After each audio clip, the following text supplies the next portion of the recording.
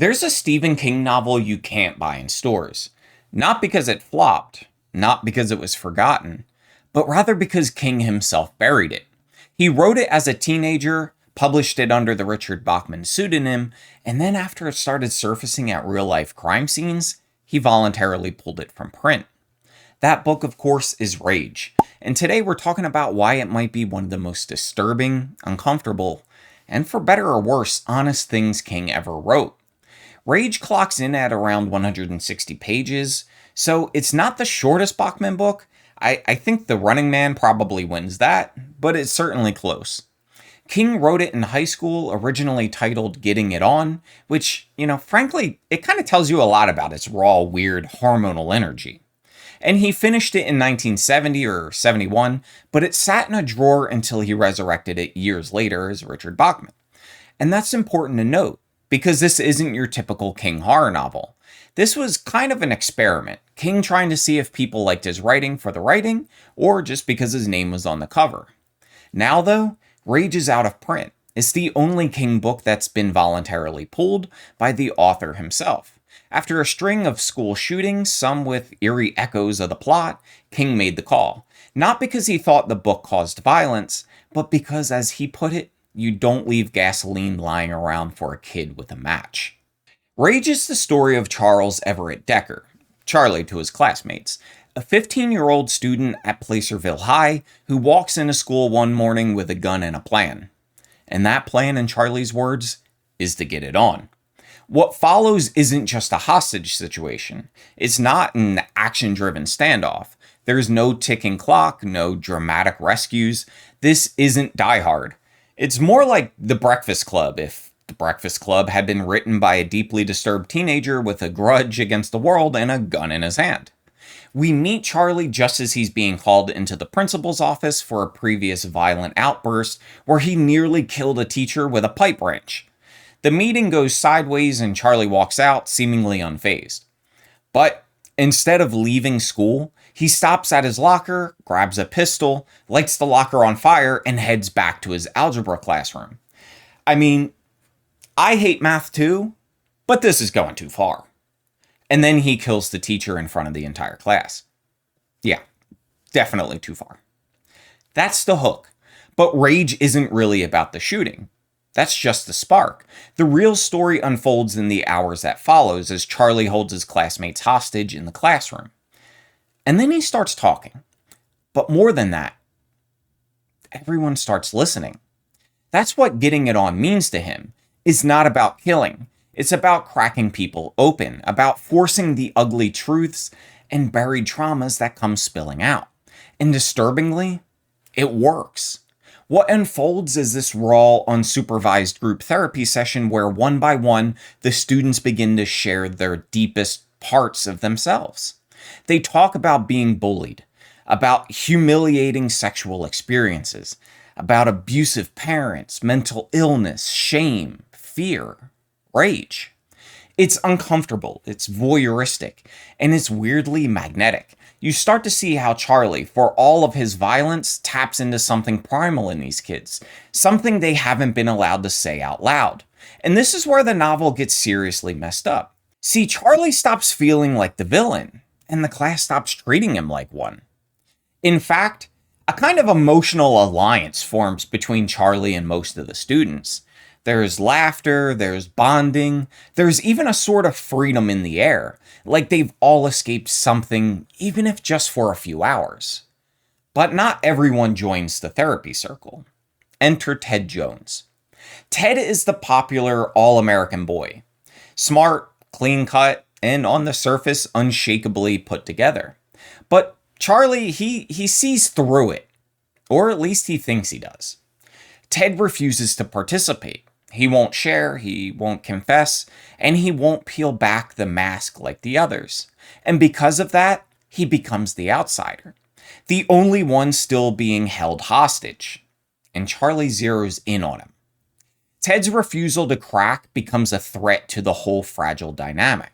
The others, high off their shared catharsis, start turning on him. There's no violence, at least not physical. But the pressure is intense. They want him to talk, to admit he's not perfect. to get it on. Eventually, Ted does, and it breaks him. By the end, he's catatonic. That's the real climax of Rage. Not the shooting, not the arrival of the police, but the psychological destruction of the one student who refused to conform. When the cops finally arrive, Charlie tries to provoke them into killing him. Suicide by cop. But he survives. He's declared mentally unfit to stand trial and is institutionalized. The book ends with a letter from Charlie in the psych ward, one final sign-off to the reader. That's the end. I have to turn out the lights now. Good night. Now, whether it's good or not is a tough question, because Rage, it isn't bad in the traditional sense. It's just not refined. If you're coming to it after reading later King, it's going to feel rough around the edges. The prose is clunky, overly wordy in places, and the pacing can be uneven. But you've got to remember, it was written by King at 17 or 18 years old, still in high school himself, writing about a 15-year-old main character in the same world he was living in. And that's what makes it so compelling. Not because it's polished, but because it's honest. Rage reads like hitting a raw nerve. It's not a horror novel in the usual sense. There aren't any supernatural threats, no haunted houses, no creepy dread. It's deeply unsettling. And part of that is because Charlie doesn't feel like a character King invented so much as a character he channeled. There's something disturbingly autobiographical here. Charlie's relationship with his violent, emotionally distant father echoes King's own family history. If you didn't know, King's father famously walked out when he was a toddler and never came back. You can feel King's own rage bleeding through the page. Rage at being misunderstood. Rage at authority figures. Rage at the pressure to be normal in a world that doesn't care if you're suffering. And what's even more unsettling? The book feels like it understands teenage rage. That suffocating frustration of being trapped in a world run by adults who don't listen. That sense that everyone's lying to you, that the rules are fake, the guidance counselors are useless, and the teachers, they're phoning it in. At its heart, Rage is a scream into the void. Is it good? Not in the conventional sense. It's not well plotted, it's not particularly tight, it's not something anyone's going to teach in a writing class.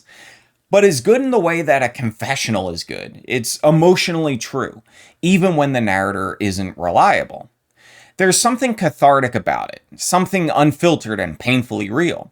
And that honesty, that raw emotional messiness, is part of what makes it hit so hard.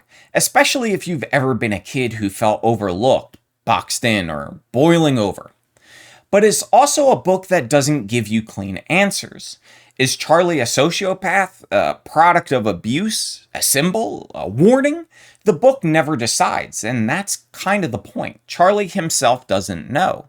And that ambiguity is what makes Rage feel less like a novel and more like a reflection. Not a funhouse mirror, not some exaggerated melodrama, but a cold, hard look at adolescent pain left unresolved. It's not enjoyable, but it is effective. And whether that makes it good might depend more on what you expect from fiction, emotional truth, or technical perfection. Rage doesn't deliver both, but it absolutely delivers the first. Rage isn't like most banned books. This wasn't pulled from libraries because of a few curse words or a sex scene. It wasn't some overreaction from a pearl-clutching school board. Rage was pulled by Stephen King himself.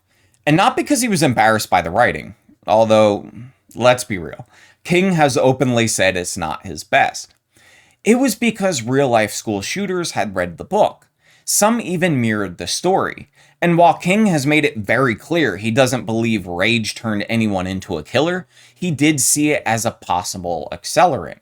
In his words, you don't leave a can of gasoline where a boy with firebug tendencies can lay hands on it. That's heavy. And honestly, that decision gives Rage a gravity that most fiction it doesn't carry. So yeah, the book's out of print. You can't just grab a new copy off of Amazon or pick it up at your local bookstore. If you want to read Rage, you've got to go looking. You've got to dig up a used copy of the Bachman books or stumble across it online. And I think that's part of what gives the book its mystique. There's a kind of mythos around it now. The Lost King novel, the one he buried, the one that was too real. And that naturally makes people want to read it. But if you do manage to find a copy, should you read it?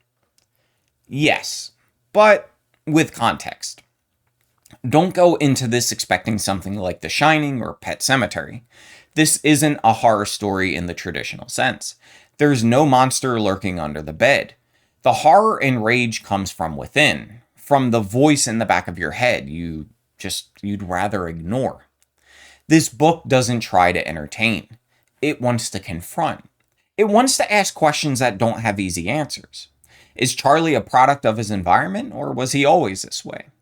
Are the kids bonding with him because they understand him, or because they're too afraid to oppose him? Is this story about Charlie's pain, or is it Stephen King trying to work through his own pain? These aren't questions with tidy conclusions, but they're worth sitting with.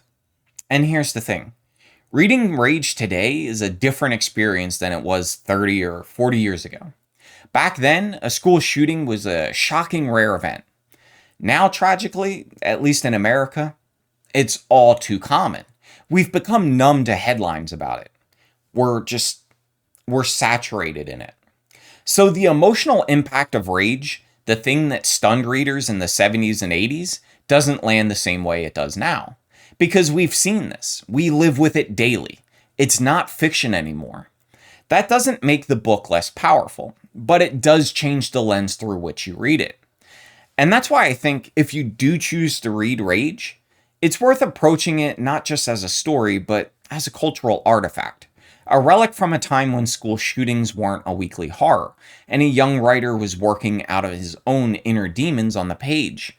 Raw, unfiltered, and without any idea what kind of real-world echoes his words might have. So, should you read Rage? Yes, if you're curious, if you're prepared, and if you're willing to meet the book on its own terms. It's not enjoyable, it's not comfortable, but it is honest, and that, in my opinion, is enough to make it worth reading. Just know it doesn't offer answers, nor does it want to.